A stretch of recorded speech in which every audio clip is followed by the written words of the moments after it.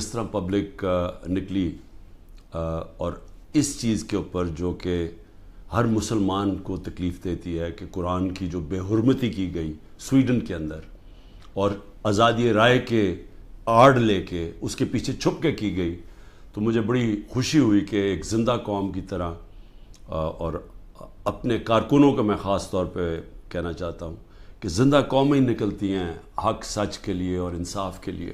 میں رجسٹری میں بیٹھا ہوا تھا تو جس طرح مجھے اغوا کیا گیا کمانڈو ایکشن میں،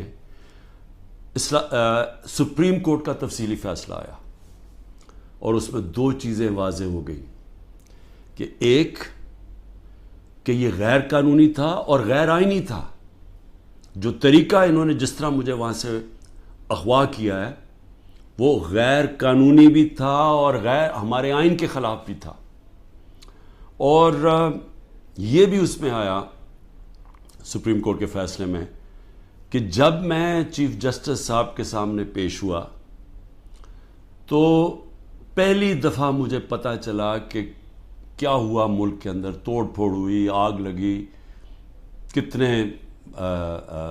بڑے احتجاج ہوئے۔ مجھے تو کوئی اندازہ ہی نہیں تھا کیونکہ مجھے تو انہوں نے نظر بند کیا ہوا تھا۔ تو میرا سب سے پہلا سوال یہ کہ اس کا کون ذمہ دار ہے؟ کیا انٹیریئر منسٹری ذمہ داری اٹھائے گی اس کی؟ کوئی اس کو ذمہ دار ٹھہرائے گا؟ اور کیا نیب چیئرمین اس کی ذمہ داری لے گا جو ہوا میرے ساتھ؟ اور میں اب اس سے آگے چلتا ہوں۔ جب مجھے یہ جس طرح اٹھایا گیا اور اب ثابت ہو گیا کہ یہ اس ملک کے آئین اور قانون کے خلاف تھا، تو کیا ہماری پارٹی کو یہ حق نہیں تھا پرامن احتجاج کرنے کا؟ میں نے سپریم کورٹ میں جب مجھے بتایا چیف جسٹس صاحب نے، میں نے اس کی مذمت کی اور انہوں نے وہ لکھا اپنے آرڈر کے اندر، اور میں نے کہا کہ 27 سال میں آج تک میں نے کبھی اپنی جماعت کو یہ نہیں کہا کہ کسی قسم کی انتشار کے اندر شامل ہو۔ غداری کس نے کی؟ کیا ڈنڈے مار کے ایک پارٹی کے سربراہ کو اور اس کے لوگوں کو مار کے اور غیر قانونی طور پہ اغوا کرو اور پھر ہم سمجھیں کہ جی وہ بھیڑ بکریوں کی طرح چپ کر کے بیٹھ جائے گی پارٹی؟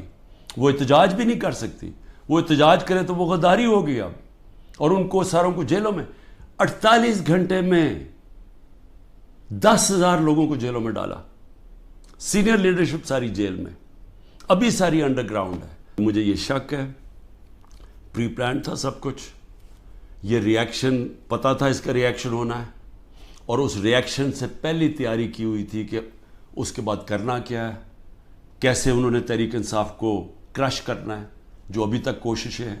ابھی تک کیوں نہیں انڈیپینڈنٹ انویسٹیگیشن ہوئی کہ جو یہ کور کمانڈر کا گھر جلایا گیا ہے اس کے پیچھے کون تھا؟ کیوں نہیں انڈیپینڈنٹ انویسٹیگیشن؟ ہر جگہ سے ایک آئی کہ جی لوگ تھے، کئی لوگ اندر گھسے ہوئے تھے، وہ اشتعال دلوا رہے تھے لوگوں کو، اور پھر ہر جگہ سے ایک چیز آئی کہ جی یہ جو ریڈیو پاکستان جلا ہے یہ کوئی ماچس کی تیلی سے تو نہیں جلا، جو میاں والی کے اندر جہاز چوک جو سب کو فخر کرتے تھے، وہ سیبر جو لگا ہوا ہے میاں والی میں، اس کو کس نے جلایا ہے؟ ایلومینیم کیسے جل سکتا ہے ماچس سے؟ کوئی پلان ہی تھا نا۔ جو 16 لوگ شہید کیے گئے ہیں، اس کے علاوہ جو 3 لوگ، پہلے میں 2 سمجھ، 3 لوگوں کی ٹانگیں ضائع ہو گئی ہیں، ٹانگیں کٹ گئی گولیاں لگ کے، ایک پیرالائزڈ ہے، اس کی کمر میں گولی لگی ہے، وہ بستر پہ ہے، اور اس کے علاوہ 50 سے زیادہ لوگوں کو گولیاں لگی ہیں۔ اب میں یہ سوال پوچھتا ہوں، یہ کیا پاکستانی نہیں تھے؟ یہ انسان تھے نا، تو انسانوں کے تو حقوق ہوتے ہیں۔ ان سب کو خوف ہے کہ الیکشنز کے اندر انہوں نے ہار جانا ہے، تو یہ پوری سازش کا حصہ بنے ہوئے ہیں، اور اسٹیبلشمنٹ کے ساتھ جان کے اسٹیبلشمنٹ کو ہمارے خلاف اور کر رہے ہیں، صرف اس لیے کہ یہ الیکشن میں پی ٹی آئی کو اسٹیبلشمنٹ ختم کرے پی ٹی آئی کو، تاکہ یہ چور پھر سے الیکشن جیت کے آ جائیں۔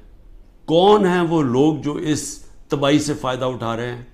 وہ میں آپ کو یقین دلاتا ہوں کہ وہ پاکستان کی اکثریت نہیں ہے، یہ تھوڑے سے لوگ ہیں جو قبضہ کر کے بیٹھے ہوئے ہیں وسائل پہ، جو قانون کے اوپر بیٹھے ہوئے ہیں، اور وہ صرف اور صرف چاہتے ہیں کہ ہمارا یہ جو قبضہ یہ برقرار رہے۔